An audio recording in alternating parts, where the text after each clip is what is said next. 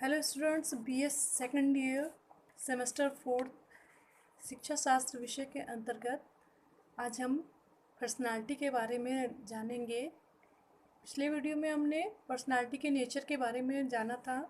आज हम पर्सनालिटी के फैक्टर के बारे में जानेंगे कि कौन कौन से ऐसे फैक्टर होते हैं जो पर्सनालिटी को हमारी प्रभावित करते हैं। थोड़ा सा हम रिवीजन कर लेते हैं कि पर्सनालिटी क्या होती है। कि जो हमारी बाह्य रूप रंग है, कद काठी है, उसी को हम आमतौर की भाषा में पर्सनालिटी कहते हैं। लेकिन मनोविज्ञान की भाषा में पर्सनालिटी हमारे जो व्यवहारों का सामुच्य है, संगठन है, वही हमारा जो है क्या कहते हैं, हमारी पर्सनालिटी होती है। हम खाली बाह्य रूप रंग को देख करके कह देते हैं कि वो अच्छा है, बुरा है, गोरा है, काला है, तो हम वही हमारी पर्सनालिटी नहीं होती है।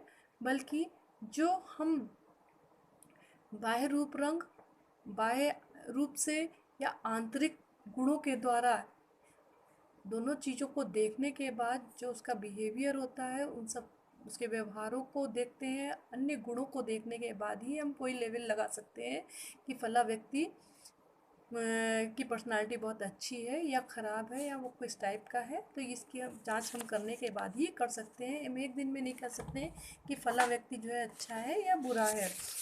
तो ये कोई व्यक्ति अच्छा है, बुरा है, लंबा है, काला है, गोरा है, कैसा है, तो उसकी बहुत हद तक पर्सनालिटी को दो फैक्टर प्रभावित करते हैं। पहला है हेरेडिटी या बायोलॉजिकल फैक्टर है, आनुवांशिक कारक है। दूसरा है इन्वायरमेंटल कारक, यानी सामाजिक पर्यावरणीय कारक होते हैं। दो तरह के कारक होते हैं जो हमारी पर्सनालिटी को प्रभावित करते हैं, हमारी पर्सनालिटी को बनाते हैं। तो पहला हम देखते हैं जैविक या आनुवांशिक, बायोलॉजिकल या हेरिडिटी कारक।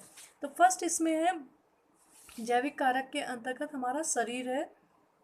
तो शरीर के अंतर्गत हमारा सुंदर शरीर है, रूप रंग है, स्वस्थ शरीर है, इन सबको हम देख करके कह सकते हैं कि फला व्यक्ति सुंदर है, काला है, गोरा है, ये है। तो ये सब चीज़ें हमारी हेरिडिटी के अनुसार प्राप्त होती हैं हमें। जिस तरह से हमारे पेरेंट्स होते हैं वैसे ही हमारी शरीर रचना भी होती है। दूसरा है हमारा अंतःस्रावी ग्रंथियाँ हैं। अंतःस्रावी ग्रंथियाँ हमारी बहुत सारी हैं। जो अंतःस्रावी स्राव होता है हमारे आंतरिक रूप से, जो हमें रस प्राप्त होते हैं या हमारे जो हार्मोन्स होते हैं, उन्हीं की अधिकता और कमी से भी हमारी पर्सनालिटी बनती है। यानी जैसे हमारे पेरेंट्स के अंतर्गत हमारे हार्मोन्स हैं, उसी टाइप से जो बच्चों में ट्रांसफ़र हुए हैं वैसी उनकी पर्सनालिटी बन जाती है। तो हार्मोन्स के अधिक स्राव से भी दिक्कत होती है और कम से भी दिक्कत हो जाती है। तो अधिक स्राव से हमारी जो पर्सनालिटी है उसमें शरीर में रक्त अगर सही से नहीं मिलता है और जो ग्रंथि का स्राव है और रक्त में मिल करके सही से नहीं पहुंचता है, तो हमारी आकृति बेढंगी हो जाती है।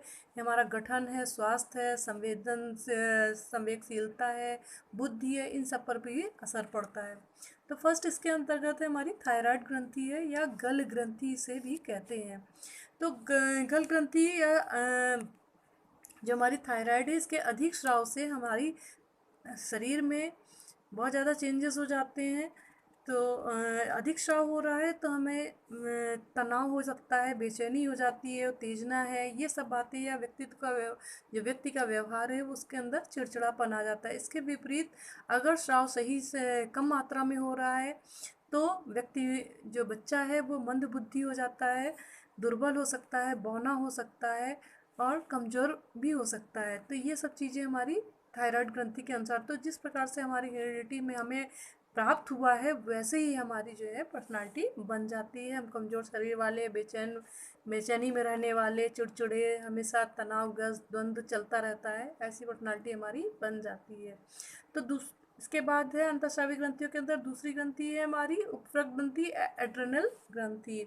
इस ग्रंथि के अधिक स्राव से हमें अत्यधिक शक्ति प्राप्त हो जाती है, हमें काम करने की बहुत ज़्यादा ऊर्जा प्राप्त हो जाती है। हम अधिक से अधिक अपनी शक्ति सामर्थ्य के अलावा भी हम बहुत सारे काम कर डालते हैं। झगड़ालू प्रवृत्ति होती है, हिंसक प्रवृत्ति हो जाती है। फिर इसके बाद है पिट्यूटरी ग्लैंड होती है या पॉज ग्रंथि होती है।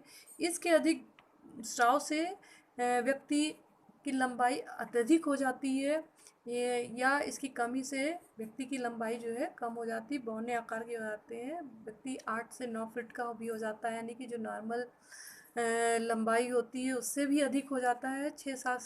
5 से 6 साढ़े 6 तक की जो लंबाई नॉर्मल मानी जाती है, इससे भी ऊपर 8-9 फुट के हो जाते हैं। या इसकी कमी से बच्चे जो है 4 फुट 3 फुट या 4.5 फुट तक के हो जाते हैं, या इससे भी कम भी हो जाती है। तो इस प्रकार से पिट्यूटरी ग्रंथि का और इसके हिसाब से बच्चे जो है प्रसन्नचित्त, शांत स्वभाव वाले या धैर्यवान, या इसके विपरीत जो है अधिक झगड़ालू टाइप के, अशांत रहने वाले भी हो जाते हैं।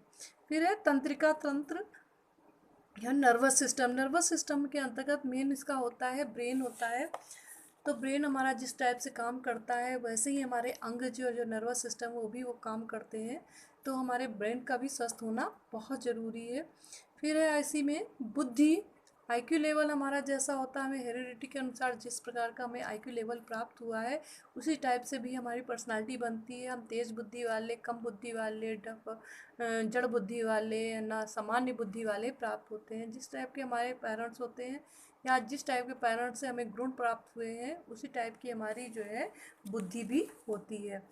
ये तो थे हमारे जैविक कारक थे, बायोलॉजिकल कारक थे जो हमें अपने पेरेंट्स के थ्रू प्राप्त हुए हैं, जिनके स्राव से अधिक या कम स्राव से वैसी ही हमारी पर्सनालिटी बन जाती है। फिर है हमारा सामाजिक कारक। सामाजिक कारक के अंतर्गत पर्यावरण संबंधी कारक। पर्यावरण संबंधी कारक के अंतर्गत हमारे भौतिक कारक हैं, सामाजिक कारक हैं, आर्थिक हैं और सांस्कृतिक हैं। भौतिक पर्यावरण के अंतर्गत जिस टाइप के हम जलवायु में रह रहे हैं, ठंडी जलवायु में, गर्म जलवायु में, वैसी हमारी पर्सनालिटी बन जाती है। ठंडे का असर पड़ता है हमारी पर्सनालिटी, शरीर पर भी पड़ता है, वो स्वस्थ हो जाता है, सुंदर शरीर रहता है। आईक्यू लेवल में भी अंतर दिखाई पड़ता है अपेक्षा गर्म माहौल में रहने वाले या गर्म जलवायु में रहने वाले लोगों की अपेक्षा।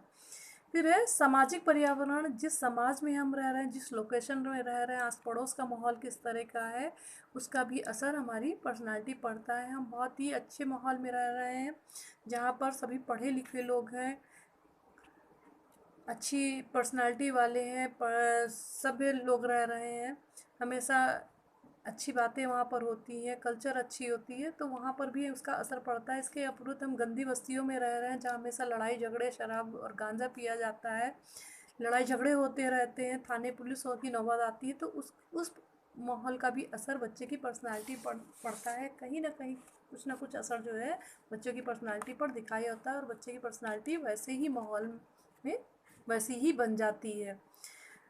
अगला है आर्थिक पर्यावरण। आर्थिक पर्यावरण का भी बच्चों की पर्सनालिटी पर असर पड़ता है। जिनके पास अधिक धन है या आर्थिक मजबूती है, जिनके पास, उनके पास चीज़ें अधिक हैं, कंप्यूटर है और ज्ञानवर्धक चीज़ें, सामग्री घर में उपलब्ध हो रही है, आसपास के माहौल में उपलब्ध हो रही है, या वैसी फैसिलिटी जो है पेरेंट्स उपलब्ध करा देते हैं जिसकी वजह से उनकी पर्सनालिटी में चेंजेस दिखाई पड़ते हैं अपेक्षा जिनके पास आर्थिक मजबूती नहीं है या धन की बहुत ज़्यादा कमी है।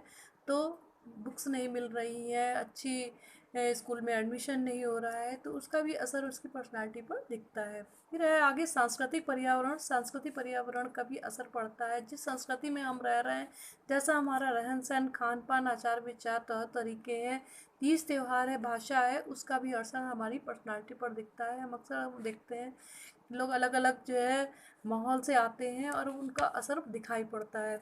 ये हमारे थे सामाजिक कारक, यानी दोनों ही कारक, चाहे जैविक कारक हो या पर्यावरणीय कारक हो, दोनों ही कारक मिलकर के किसी व्यक्ति की पर्सनालिटी को बताते हैं, उसकी पर्सनालिटी को प्रभावित करते हैं। जितना ज़्यादा जैसा यह कम या ज़्यादा प्रभाव पड़ता है वैसे ही हमारी पर्सनालिटी पर भी उसका असर पड़ता है। तो ये था हमारे फैक्टर्स हमारे जो किसी व्यक्ति की पर्सनालिटी को बनाते हैं। तो इसमें से भी क्वेश्चन आपके आ सकते हैं, पूछ सकते हैं कि पर्यावरण का कारक कौन सा है, या सामाजिक कारण या आर्थिक कारक, या गल ग्रंथि के बारे में पूछ सकते हैं, पिट्यूटरी ग्रंथि का, इन सब के बारे में पूछ सकते हैं। धन्यवाद।